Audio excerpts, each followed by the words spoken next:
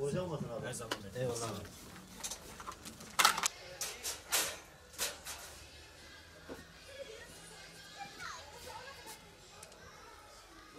Ya artan zamlardan sonra müşterilerimiz azalmaya başladı. Yani gelen müşterilerimiz de boş çıkıyor genelde. Fiyatları bayağı yüksek buluyorlar. Bu zamlardan sonra biz de aynı düzeyde kalamıyoruz. Tabii zamlarımızı yani fiyatlarımızı yükseltmek zorunda kaldık. Alım gücümüze göre. Müşteriler bu yüzden yani boş çıkıyor. Gelen müşterilere de anlatmaya çalışıyoruz. Onlar da kendi var olan ekonomik durumları yüzünden yani bize dert yanıp gidiyorlar. Onun dışında yani alan müşterilerimiz de genelde alışverişlerini kartlar üzerinden yapıyorlar. Bu kartlar üzerinden yapılan müşteriler de yani nasıl diyeyim size postan alışveriş yapınca yani bize de bir zararı yansıması oluyor. Yani bu ekonomik zamların yani ekonomik olayların bize de tesir ettiğini görüyoruz. Yani satışlar durdu. Yani kalabalık bir cadde var.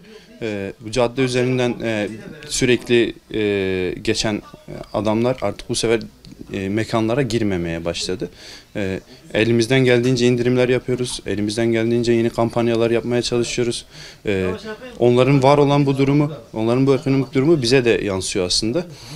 O yüzden yani şimdi kapatma aşamasına kadar gelinebiliyor. Bazı bizim aynı meslekten olan gruplarımız kapatmaya kadar gittiler. Yeni mekanlar açmaya başladılar. Yapılabilecek şeyler biraz zamların düşürülmesi, ondan sonra belki asgari ücretin biraz daha yükseltilmesi. Bu kötü gidişatın önüne geçilebilir böyle. Ben zaten iptal etmiştim. Tamam. Şimdi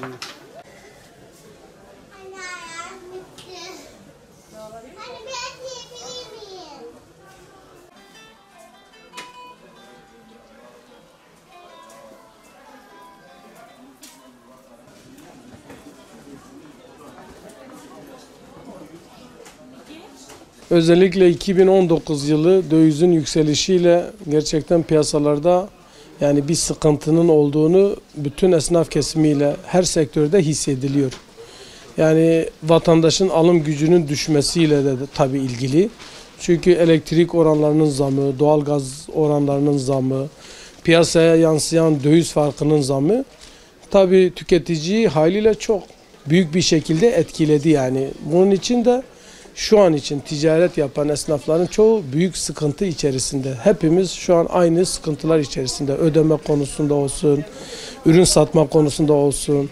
Bu tür sıkıntılarla şu an karşı karşıyayız. Böyle devam ederse tabii ki daha çok böyle kapatacak, mağazayı kapatacak, dükkanı kapatacak, kepenki kapatacak bir sürü esnafın olacağını tahmin ediyorum. Esnaf odaları, hükümet yani bununla ilgili tabii ki sıfır faiz olabilir. Çünkü yani bakıyoruz ki esnafın yükü gerçekten ağır.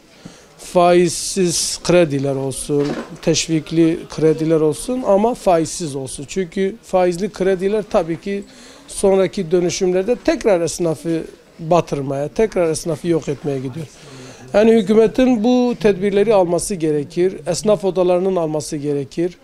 Bununla ilgili esnafı rahatlatırlarsa vergi konusunda, vergi mevzuatının düzenliliği bunlar hepsi önemlidir.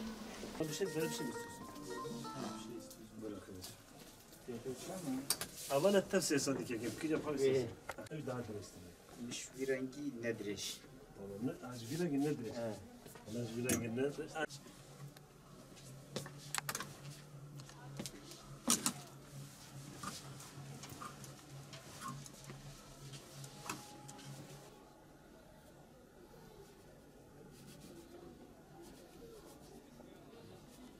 Arkadaşım piyasa durumu şu an için biraz vahimin bir üstüdür. Yani alışverişler kesattır şu an için. Ama inşallah umudumuz o ki iyileşmesini bekliyoruz. Tabii ki onu kıyaslayamazsın. Eskiyle kıyaslamam mümkün değil. En azından %50 alım gücü düşmüş. Çünkü görünen o. Bu gidişatı önlemek için ne yapmak lazım? Tabii ki devletimizden destek istiyoruz. Özellikle küçük esnaflardan destek isteriz. Talebimiz bu devletten. Büyük alışverişe yığılıyor insanlar. Orası daha büyük, daha elverişli, daha sosyal bir yaşantı var orada. Dolayısıyla insanlar da rahatlığa kaçtığı için oraya gidiyorlar.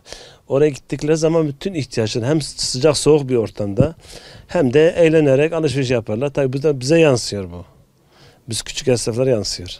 Valla vatandaştan küçük esnafı desteklemelerini bekliyoruz. Gelip görsünler, bizimle sohbet etsinler. Bizim iş yerimizi görsünler, ürünümüzü görsünler. Ondan sonra kendileri kararıdır. Biz gene saygı duyarız ve geldikleri zaman da hizmete kusur etmeyiz. Bundan emin olsunlar.